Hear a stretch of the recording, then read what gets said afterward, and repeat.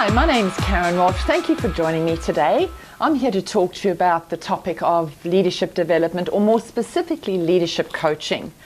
The company I run is a company called Pure Magic International Business Solutions, and we do leadership development with a focus on team development. We do staff and management programs, and we do organizational development. And we work all over Australia, Fiji, and in Africa. And I'm really wanting to talk to you today about my role in working with Viv Allanson. Viv Allanson is the CEO of Maroba Aged Care in Newcastle, in New South Wales, Australia. And Viv last week was awarded the 2016 Australian CEO of the Year. And with much excitement, I got hold of Viv, and we've talked a lot about her thoughts around coaching and her thoughts around being the CEO of the Year, and talks about her. I was really interested in some of her work around her international work in China. And so what I'd really love to do is to share with you what Viv thinks about the award, coaching, and she is a thought leader in the industry, and I'd love you to join me to just listen to what some of the things that she has to say. So join me now as I ask Viv a couple of questions about all of these things that are so exciting. So thank you so much for your time today, Viv. I really appreciate it. I'm here to talk to you a little bit today about your career in some level, your leadership. And I know that you've been very successful in many areas of aged care and leading aged care, and a very well-known leadership figure in the aged care sector in Australia. And I was really excited to hear that you just won the 2016 Australian CEO of the Year. And what I'd like to know is, tell me a little bit more about that. Tell me how you feel and tell me how you think. Describe that to me. Well, it was a great surprise to me to receive it, because I hadn't been nominated, or nobody else had nominated me. So to get the award, I thought at first they'd made a mistake. But then when I realised it was a true story, I was very excited, and it had just come 3 days after my 59th birthday. So I felt that after being CEO since 2000, to be recognised in that way was just amazing for me. And I realised that all the work that the people around me do, to make me look good, is paid off for them. So it was like an award for the whole team, not just for me, but for the whole team and for Maroba as a whole. So it was very exciting, and everyone here has been very excited about it. And especially our board has been very excited about that, for Maroba to get that national recognition. So Viv, you've got a really solid reputation in aged care in Australia, and I know that you're also really interested in some work around aged care in China. And I'm just wondering if you could talk a little bit more about that, please. I'd be really interested, and as I'm sure the listeners and the viewers would as well. Yes, well, for many years I've been interested in care of the elderly. And I've had this bent towards humanity where there isn't always the best options. So third world nations that are emerging and developing in those areas that we take as standard practice and procedure and everything like that in Australia. So China is in the box seat at the moment. They are emerging in how they deliver aged care services, because up till the last few years there hasn't been a lot happening in China. I have a lot of Chinese friends, and I've been to China many times, and I just have developed a heart for the Chinese people. And I think, well, if we can invest in Australia in trying to deliver the best we possibly can for our seniors here, why not get involved in trying to assist that process in China? So they have the great opportunity. It's like a greenfield site for them. They don't have to go through the same journey as we have in Australia, where everyone has become so dependent on government funding that now everybody's almost frozen, because there's a whole new world coming, and we have to unravel our dependency. And you talked about it recently on the welfare approach of the community sector, and we've got to unravel all of that. But China has the opportunity to start fresh with a model that doesn't depend on government funding. So the sky's the limit as far as I can see. And I host many visitors from Asia, from China, from Malaysia, you name it, Thailand, who come here to see how Maroba delivers care in a residential facility. And they get very excited about what we're offering, and I love the opportunity to share my experience with them so that they can take that back and hopefully improve the services to seniors in their countries. There's a really important question I'd like to ask you, Viv, and that's around if you think about the leaders in the world today, and there's a lot of debate about what characterises a good leader, what determines whether a person will lead a nation well, whether they'll be able to resonate with the troops and motivate and influence people. And what I'm really interested in you answering is, so what do you believe are the two characteristics or the personal attributes that really exemplary leaders in the world today need to have, or leaders in organisations? What are those things that would make exemplary leaders that are able to really engage and motivate the troops? I would say the first one would be love. The capacity to love others, even the unlovable, the very unlovable. And that may be in clients, it may be in the team, it might even be your own family. But if we bring into the workplace, into our leadership role, baggage around people that are unlovable, and we don't deal with that effectively, that will thwart our relationships. We need to be very clear that we are here to love our people, to love our clients, to love our stakeholders, to love all of those that are involved in our business, because they are the ones that will see us successful. We will not become successful in and of our own doing. It is that love piece. The other thing I would say is courage. The courage to go in a different direction to where everyone else is going. And someone gave me something many years ago, and it was create a new path and don't follow the rest of them, don't follow the other tracks, create a new path. And all my working life, that's what I've done, and I know, I can tell you, I have had to have enormous amounts of courage to be able to do that. But what motivates that courage is the love for the people. Mm-hmm. Because if I followed the same path as everyone else, I know that I would have headed the people into a shipwreck. Mm-hmm. So loving them enough to take courage to create a new path. So Viv, we know for all intents and purposes that you are a very empowered and empowering woman. There are so many people who love what you do, see you as really an inspirational leader in the aged care sector across the country. And what I would like to talk about is that you're obviously a very empowering woman and leader. If you think about the younger women in Australia or in the world, for example, what advice would you give them for them to follow their dreams, or for them to be as successful as you are, for example, as a woman in leadership? What would you say to them? Could you give us some advice that we could share with the viewers? Well, I would say know who you are. Know yourself and be very comfortable in your own skin.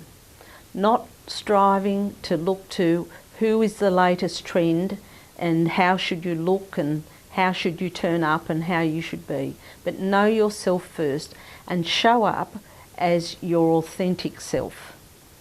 Now, people often struggle with authenticity. They can't explain authenticity, but they can certainly smell a rat when authenticity doesn't show up. But yet we see it time and time again. And we see it with superficial relationships. So often for women, they can get caught in relationships that turn out to be quite superficial with their peer groups. Whereas I would say, knowing yourself, you can figure out pretty quickly who are the real relationships, who are the sincere relationships to have around you, and to trust those people to tell you the truth about how you're showing up and how you're performing and how you're relating to others, how you are showing up to the rest of the world. Those people that you can trust. Superficial people won't tell you that. So it's important to be surrounded by solid, strong loving relationships. Another important thing in terms of setting out on a leadership journey is knowing and understanding your true north. From a young girl, all I ever wanted to do was be a nurse. Nobody could take that away from me. That was the driver within me, because I knew I could make a difference. Now, that might be hard to believe, but from a little girl, I knew I could make a difference, and I chose the career and the passion of nursing to live that out. Had I not known my true north, I would have been swayed this way and dragged this way and that way. And if you know your true north, you show up authentically, and you have people around you that love you enough to tell you the truth about how you're showing up, then you can step into leadership with confidence, not constantly looking behind you and seeing who has a knife to stick in your back, because there are plenty of people out there over the years that have tried to stab me in the back. In fact, I had a senior person that was over me for many years. She was a deputy director of nursing, and she would always say to me, "The trouble with you is this." And I thought, oh, here it comes. There's a problem with me. What is it this time? You wear your heart on your sleeve. Now, for me, that was a good news story. I was a nurse in the caring profession, and I've got a heart on my sleeve. I thought, wow, that's awesome. Thank you for the compliment. I didn't intend for it as a compliment, she would say to me, and she continues to say it. As I had success over many years in my younger, impressionable leadership years, she would say she was kicked in the arse by a rainbow. But all the time, even to this day, I get introduced, if I meet this person in a professional forum, they get told that I was kicked in the arse by a rainbow. So it was only luck for me, but I have to say I take it as a compliment, because there is gold in my life. So I'm happy to have been kicked in the backside by a rainbow, and I enjoy lots of gold all around me, and I call it the people that I work with. So it's a good news story for me, but I've known my true north, and I would not let anyone set me on a different course. So Viv, you've been on a really interesting and long journey around leadership and growing into the most inspiring and motivational leader in aged care particularly. What I'm interested in today is if you could talk a little bit about, development programs for leadership, but more importantly about leadership coaching. I mean, do you actually believe that leadership coaching has benefits? Do you believe that it's helped you in your journey as a leader? And do you believe that there's a great return on investments for leaders and for organisations overall? Coaching for me has been a fairly recent phenomena. Over many years I've had mentors, particularly as a young woman in healthcare leadership in the acute sector, and those mentors were so vital to me. So there's those that were negative, and then there were those that really were mentors, and those women are still in touch with me today, encouraging me, cheering me on. But a mentor is quite different to a coach. And so I appreciated that there were times through my time as CEO, because remember, I didn't know how to be a CEO. Actually, it wasn't on my goals to be a CEO. I wanted to be a director of nursing. That's how I started here at Moreover. And so it was never in my sights. And when I was asked to be CEO, I said, I think that you should get someone that can add up, because I don't add up. So they said, no, we'd like you to be our CEO, and you buy in what you need. So over the years, there's been opportunity for people to coach me. Now, unfortunately, as I met with those various people that were chafing at the bit to be my coach, there just wasn't it wasn't resonating with me, their experience or their persona or whatever it was. But then when I met you, Caryn Walsh, I discovered that he was someone that came alongside me at a perfect time in my leadership journey. I was going through some difficult challenges, very difficult, and I needed a confidant. I needed someone that I could share with, that I could not just shoot the breeze with, but, iron sharpens iron as one man sharpens another. And that's what you did for me. in the coaching relationship. It was absolutely critical for me to get my traction. My wheels were just spinning, and I just needed that experience, that level-headedness, that passion to come back alongside me and say, Viv, we can get this done. And so not only did I find that I was getting the mentoring in one sense, but I actually was really being coached. So with the coaching relationship, the good thing is there doesn't have to be a stop-start and we have to meet every week or we have to meet every month. It has been, as time has gone, that relationship has matured. It's moved further along. We don't have to see each other all the time. If I have an issue, I can ring you. You can be here in a short period of time or on the phone just to support me. But there's the other layer that I didn't get to mention, and that's coaching my people.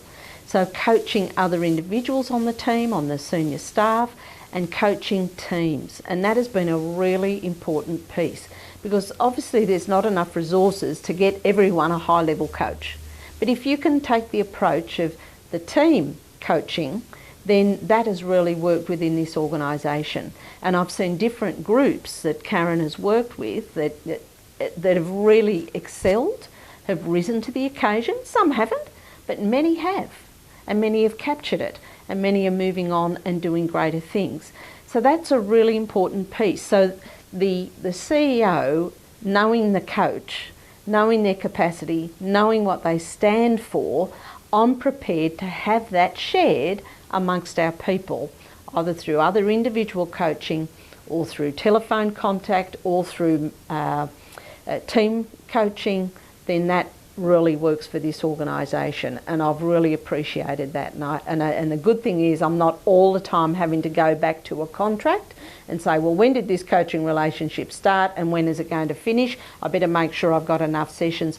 No, it's to suit me, my personality and my strengths. It's a very liquid arrangement and relationship that really works for me and for Moroba. What I'd like to say, thank you about your comments with regards to me coaching you, Viv.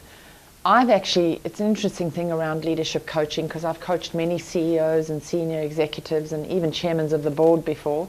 And what I'm really interested is, if you talk about leadership coaching, which you are with me today, is that in my relationship with you, as somebody I've coached, is I've learned as much from you as you have from me. And what I mean by that is that some of the issues that we've discussed and some of the stories you've told me and some of the challenges that you've faced and we've sort of talked through and we've resolved together has taught me so much about leadership, has taught me so much about some of the difficulties, the aspirations and the strengths and successes of a really, really successful leader. And I've actually grown hugely from the experience. So for that, I just want you to know how grateful I am and what a privilege it's been and how much I've really loved coaching you. So thank you for the opportunity. It's been really, really precious. So thank you, ladies and gentlemen. That was a fantastic interview with Viv, and I really enjoyed the opportunity. So stay tuned, stay focused. Follow us on Pure Magic, which is www.puremagicbusiness.com.au. Talk to us about leadership development or team development or staff development needs you have. We'd love to hear from you. So stay tuned. We look forward to contact from you. Thank you.